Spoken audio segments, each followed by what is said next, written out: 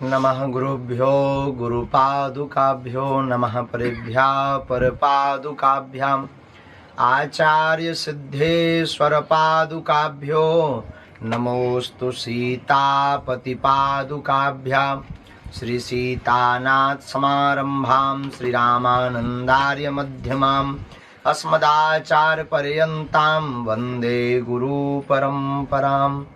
जय राधा के प्रेम धन जय जय नवल किशोर, जय गोपी चित चोर प्रभु जय जय माखन चोर।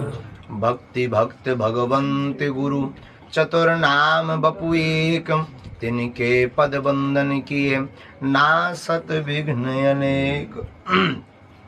श्री सीताराम भगवान की जय, श्री बरसाने बारी की जय, बांके बिहारी लाल की जय, पूज्य श्री बाबा महाराज की जय, पूज्य श्री ध्रुवदास जी महाराज की जय, यहाँ बैठे श्री राधा रानी के बगलन की जय, बागेश्वर धाम की जय, श्री प्रिया कांतजू सरकार की जय, प्रिया कांतजू वाले पूज्य महाराज जी की जय, अपने अपने मताई बाप की जय। नमः पार्वती पते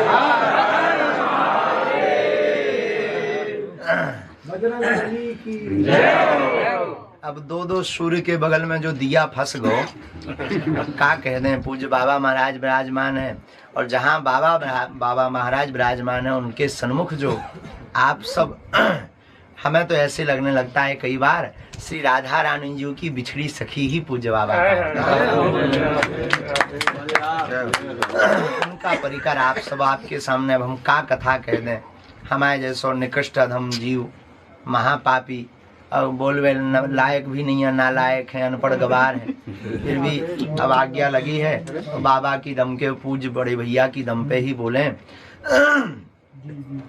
बाबा महाराज को देखकर हमें ऐसे ही लगे इनका नाम है बरसाने बारी, और सच में ये बरसाने ही बारी है, क्योंकि हमारे जैसे अधमन पे जब बाबा कृपा बरसा रहे इसलिए आपकी आराध्या का नाम बरसाने बारी।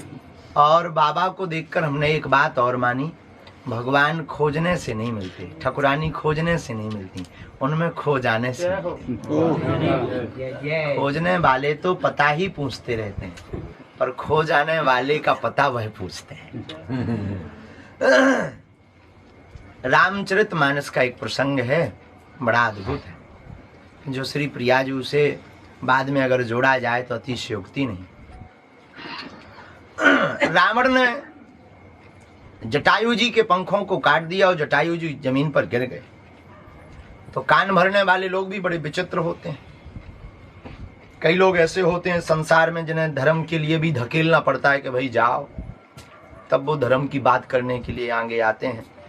लेकिन धन्य है जटायु जी, इन्हें किसी के द्वारा कहना नहीं पड़ा। कितने देवता नहीं थे, कितने बड़े बड़े अमलात्मा बिमलात्मा महात्मा नहीं थे जिन्होंने देखा कि जानकी जी का हरण रावण जैसा आतताई कर रहा है, लेकिन कोई आगे आकर के सामने नहीं लड़ा। पर धन्य है हमारा भारत देश, यहाँ के पक्षियों में भी इतनी वीरता होती है कि रावण जैसे विदेशी आतताई का सामना करने की सामर्थ्यता रखते हैं।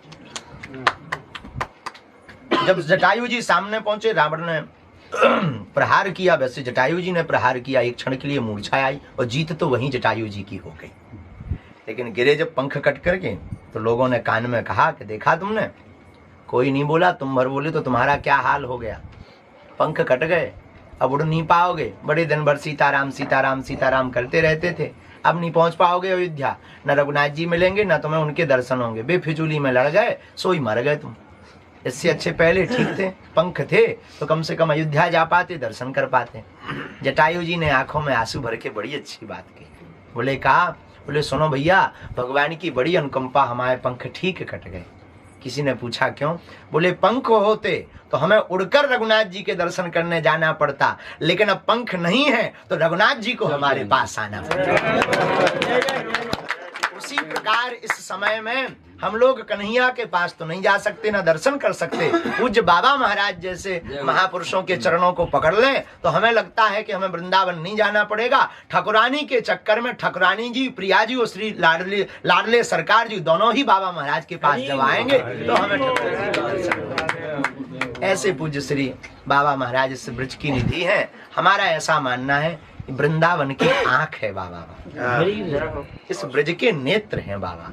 ब्रज का जो रस लेना है, दर्शन करके वो आह्लादता, वो भाव, वो सहजता, वो दिव्यता, इतनी उच्च कोटि पर पहुंचने के बाद भी इतना भजन।